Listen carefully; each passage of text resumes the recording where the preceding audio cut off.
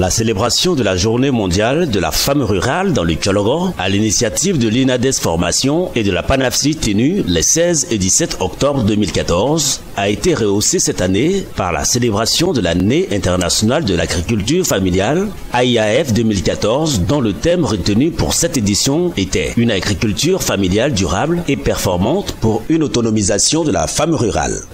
Cas du Tchologo. À cet effet, la première journée a été meublée par une caravane de Niélé à Ferké-Sédougou, en passant par Diawala, avec comme activité la visite aux autorités politiques et administratives, action de sensibilisation des populations sur les enjeux de l'AIAF, l'importance de la femme rurale dans la production vivrière, l'accès à la terre, ainsi que la préservation des semences locales, avec la mise en évidence des enjeux et des risques liés aux OGM. Au cours de la soirée agricole tenue au foyer polyvalent de Ferké, les communications du président de l'INADES et les échanges qui ont suivi avec les groupements de femmes ont permis de faire des diagnostics de leurs difficultés et de leur prodiguer des conseils quant à leur organisation en société coopérative. Le lendemain a été marqué par la cérémonie solennelle en présence de plusieurs autorités remarquables. À la suite du défilé de certaines coopératives féminines, les allocutions de l'honorable Akawele, représentant le parrain, le président de l'Assemblée nationale, Guillaume Soro, et du ministre de l'Agriculture, Sangafoa, rendant hommage à l'agriculture familiale, ont été suivies avec beaucoup d'intérêt et corroborées par des récompenses et dons de semences à 3 braves femmes. L'intervention de la présidente de la PANAFSI Ferké, Madame Koulibaly, et le concours culinaire valorisant les produits dérivés de l'anacarde remportés par des jeunes filles sont venus enrichir davantage cette célébration. Dans cette même mouvance, la PANAFSI, plateforme d'action nationale pour l'agriculture familiale en Côte d'Ivoire, a été invitée au titre de la société civile ivoirienne à prendre une part active dans l'organisation de la célébration de la Journée mondiale de l'alimentation le 18 octobre 2014 à Korogo. Notons que la JMA a été placée sous le parrainage du ministre d'État Amadou Gon Koulibaly, secrétaire général de la présidence de la République, présidée par M. Mamadou Sangafoa Koulibaly, ministre de l'Agriculture.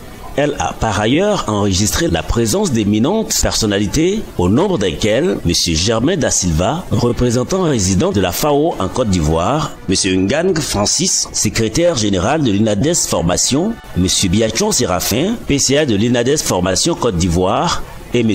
Aka Septim, président de la PANAFSI.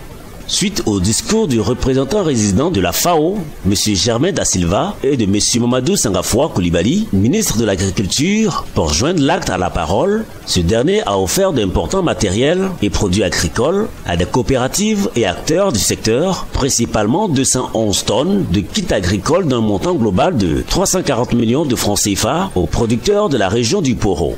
C'est au travers d'une visite des stands faite par le ministre et les officiels aux partenaires exposants, dont celui tenu par la PANAFSI avec ses structures membres que sont INADES Formation, le Centre suisse de recherche scientifique et des coopératives de femmes de Ferké, que s'est achevée cette cérémonie fraternelle. Au terme de ces 3 jours de célébration, des points focaux de la PANAFSI ont donné leur impression. On aurait souhaité que ce soit chaque jour, on dirait, mais au moins une fois par an. C'est bien, ça permet aux femmes et aux autorités de mesurer, n'est-ce pas, ce qu'ils ont donné comme don, de voir l'impact, n'est-ce pas, de leur don sur cette agriculture-là. Le plus important, c'est d'être présent et pouvoir apporter notre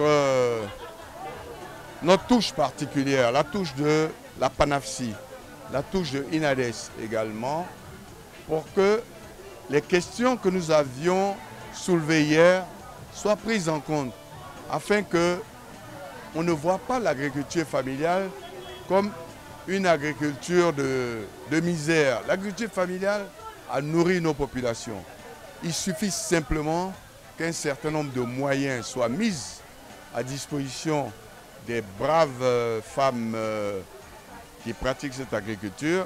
Il ne faut pas oublier également les hommes, pour que nous puissions relever les défis de nourrir notre planète et nourrir le monde et soigner notre planète.